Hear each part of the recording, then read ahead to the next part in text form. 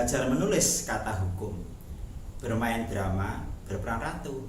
Assalamualaikum warahmatullahi wabarakatuh.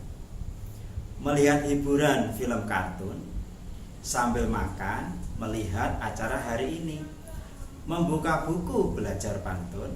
Agar paham, perhatikan video ini. Burung kutilang terbang tinggi, hinggap di dahan, memegang erat. Untuk pelajaran hari ini, kalian sudah masuk BPD 4. Pada pelajaran hari ini, kalian akan belajar materi, yaitu materi pantun. Pantun adalah puisi Melayu Indonesia asli yang sudah mengakar lama di budaya masyarakat. Pantun merupakan karya yang dapat digunakan untuk menghibur sekaligus menegur.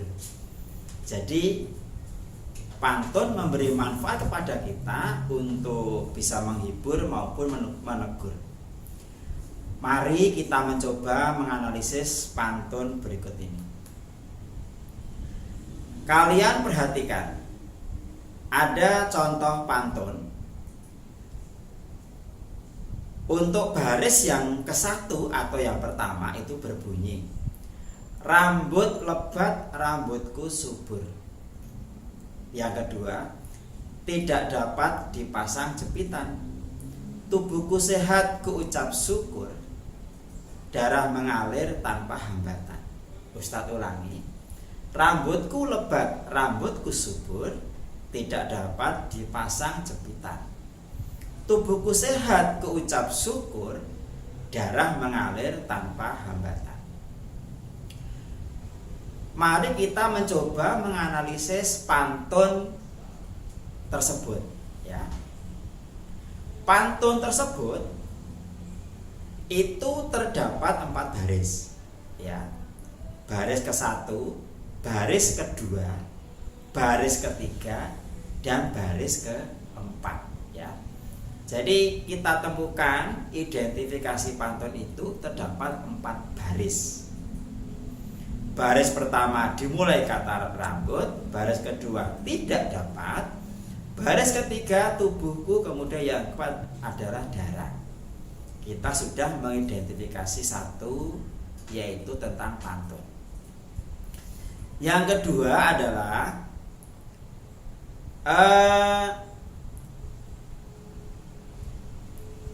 baris 1 dan 2, ya. Jadi itu, dan baris 3 dan 4, ya. Itu belum. Mari kita mencoba mengidentifikasi yang berikutnya adalah menghitung suku kata, ya. Sekali lagi, menghitung suku kata. Setiap baris terdiri dari 8 sampai 12 suku kata, ya. Bagaimana menghitung suku kata setiap baris? Kita akan mencoba menganalisis. Kita akan menghitung suku kata baris yang pertama atau ke-1, begitu, ya. Dijumpai kalimat rambut lebat, rambutku subur. Kita uraikan, ya, kita jabarkan. Rambut lebat, rambutku subur, ya. Terdapat 9. Jadi yang 9 itu adalah jumlah suku kata. Rambut lebat, rambutku subur. Pada identifikasi pada baris pertama itu terdapat 9 suku kata. Itu cara mengidentifikasi suku kata, kan begitu. Maka kita mencoba menghitung suku kata untuk baris yang kedua. Kita akan mencoba, anak semua, ya. Tidak dapat dipasang jepitan, ya. Tidak dapat dipasang jepitan. Untuk baris yang kedua itu terdapat 10 suku kata, ya. Kemudian pada baris yang ketiga tubuhku sehat, ku ucap syukur. Ada 10 ya. Terus yang keempat, darah mengalir tanpa hambatan. Darah mengalir tanpa hambatan ya.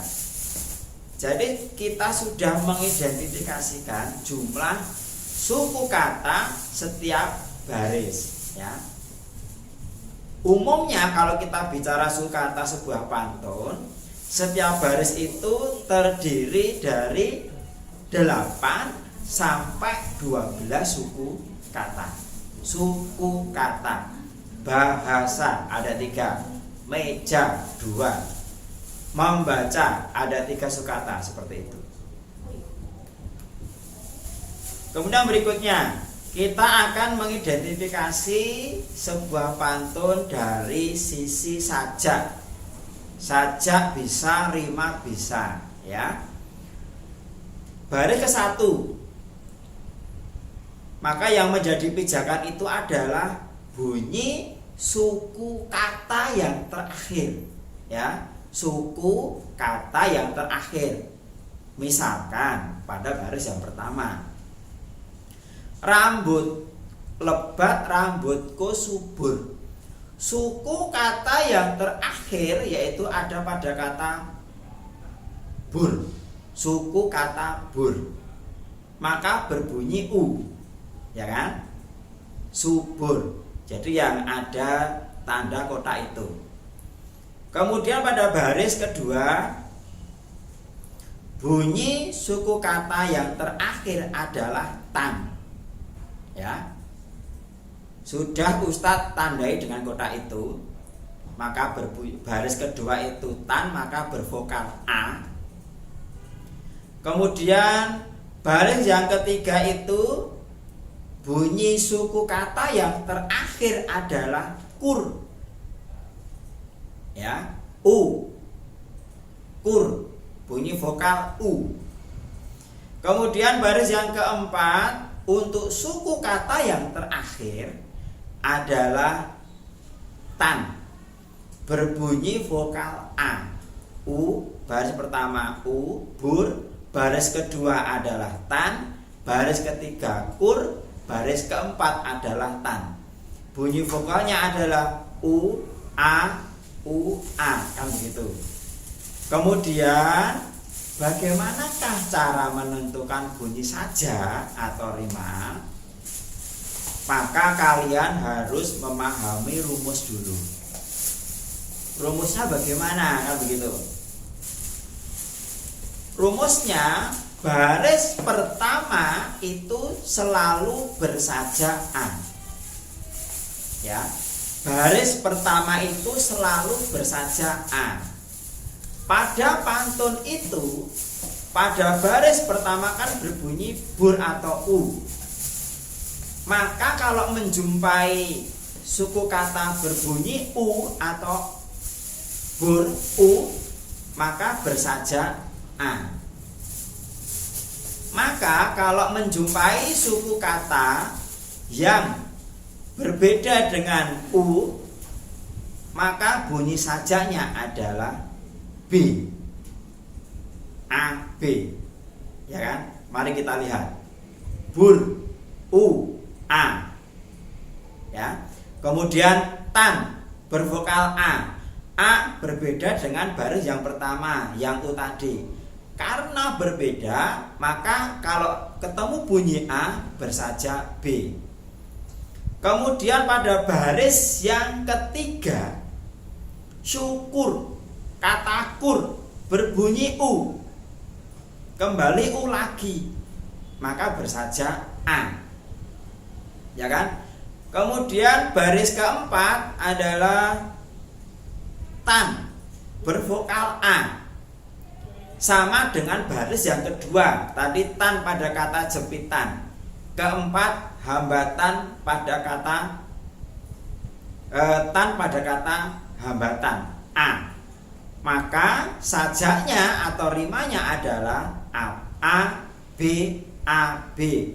U bersajak a bersajak b, U bersajak A lagi, kemudian A bersajak B lagi. Jadi kalau kita membuat pantun dengan memperhatikan bunyi itu, maka bunyi pantun kita akan menjadi lebih indah, lebih enak didengar begitu.